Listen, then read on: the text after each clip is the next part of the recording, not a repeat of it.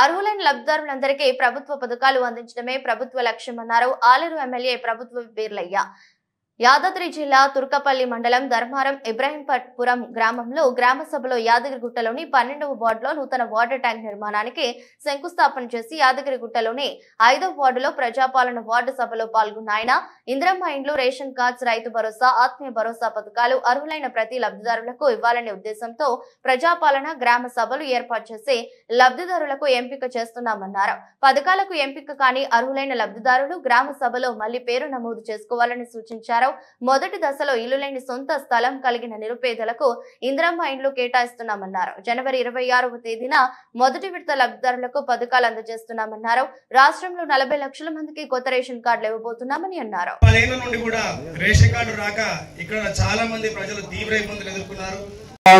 గ్రామ సభల ద్వారా ఏదైతే గౌరవ ముఖ్యమంత్రి ఎలక్షన్ సమయం హామీ ఇచ్చిందో, తల్లి సోనియా ఇచ్చిన అభ్యాసం 6 గ్యారెంటీలు ఒక్కొక్కటి ఇంప్లిమెంట్ చేసుకుంటూ రేపు 26 తారీఖు నుంచి 4 పథకాలు తెలంగాణలో ప్రతి పేద కుటుంబానికి సంక్షేమ పథకాలు అందాలనే ఉద్దేశంతో రైతులందరికీ రైతు భరోసా, భూమి లేని వ్యవసాయ కూలీలకు ఇందిరమ్మ ఆత్మ భరోసా, గత 10 ఏళ్లుగా ఎదురు చూసి కాయలు కాస్తున్న గత ప్రభుత్వాలు పట్టించుకోకపోతే గౌరవ ముఖ్యమంత్రి రేవంత్ రెడ్డి గారు ఇల్లు లేని వాళ్లకు ఇందిరమ్మ ఇల్లు, గత 10 ఏళ్లుగా రేషన్ కార్డు లేని వాళ్లకు రేషన్ కార్డులు, కొత్త రేషన్ కార్డులతో పాటు రేషన్ కార్డులో కొంతమంది పిల్లల పేర్లు కూడా నమోదు చేయడానికి ఈ 4 పథకాలను 26 జనవరి నుంచి ఇంప్లిమెంట్ చేయడం కోసం ఆలయ నియోజకంలో ప్రతి గ్రామంలో గ్రామ సభ ద్వారా ప్రజాపాలన గ్రామ సభ ద్వారా ఎంపిక చేయడం జరుగుతుంది.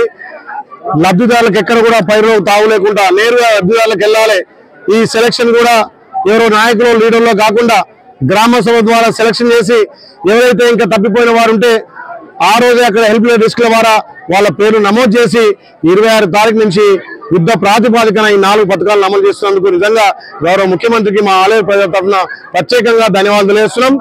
రైతులు ఎవరు అధైర్యపడుతూ రైతుల గతంలో రైతు బంధు ఏ రకమైతే కొండలకు గుట్టలకు రియల్ ఎస్టేట్ వ్యాపారాలకు ఇచ్చిరో ఆ రకంగా కాకుండా నిజమైన రైతుకు సేద్యమైన వ్యవసాయానికి అనుకూలమైన భూములకు ఇలా రైతు బంధు ఇస్తున్నాం, రైతు భరోసా ఇస్తున్నాం.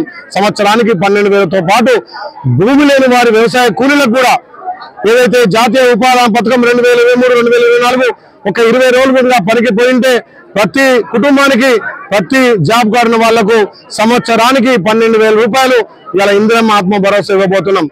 ప్రతి ఇంట్లో ఉన్నటువంటి కొత్త వారికి కూడా రేషన్ కార్డుతో పాటు అదేవిధంగా గతంలో రేషన్ కార్డు ఉండి పిల్లల పేరు ఎంట్రీ కాకపోతే వాళ్ళకు కూడా రేషన్ కార్డులు ఇందిరమ్మ ఇళ్ల విషయంలోకి వస్తే ప్రతి నియోజకవర్గానికి 3,500 ఇందిరమ్మ ఇల్లు ప్రతి సంవత్సరం ఇచ్చి ఈ 5 ఏళ్లలో ఇల్లు లేకుండా ఉండేటువంటి వాళ్ళందరూ కూడా ఇల్లు కంప్లీట్ చేస్తామని చెప్పి గౌరవ ముఖ్యమంత్రి ఇలా రేవంత్ రెడ్డి గారు చెప్పడం చాలా సంతోషం. ఈ పథకాలు జనవరి 26 నుంచి ఇంప్లిమెంట్ అవుతున్నాయి. ప్రతి ఒక్కరు దీన్ని సద్వినియోగం చేసుకోవాలి.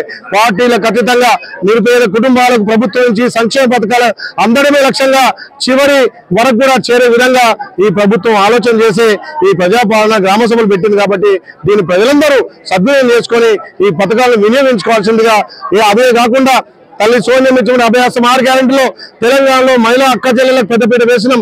మేము గెలిచిన మొదటి రోజు నుంచే మా అక్క చెల్లెలకు కూడా ఉచితంగా ఆర్టీసీ ఇస్తున్నాం. నిజంగా ఇలా ఆర్టీసీ వల్ల ఉచిత ఆర్టీసీ వల్ల నెలకు మా అక్క చెల్లెల పేరు మీద 300 కోట్లు ఆర్టీసీకి చెల్లించడం జరుగుతుంది. అదేవిధంగా ప్రతి పేరింటికి 200 యూనిట్ల ఉచిత విద్యుత్ ఇవ్వడం జరుగుతుంది.